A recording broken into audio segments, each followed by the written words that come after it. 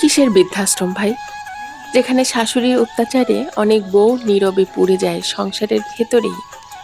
বউ আশ্রম যদি সত্যি কোথাও থাকতো, হয়তো তারা একটু শান্তি খুঁজে পেত। একটা মেয়েও মানুষ, শুধু কারো বাড়ির দায়িত্ব না। হাসতে হাসতে যে বউটা সব সহ্য করে, তার ভেতরেও ঝড় বয়ে যায়। সম্মান দিলে সংসার স্বর্গ হয়, অপমান দিলে নীরব আগুন জ্বলে। বউ মানে চাকর না, সে এই ঘরেরই আরেকটা মেয়ে।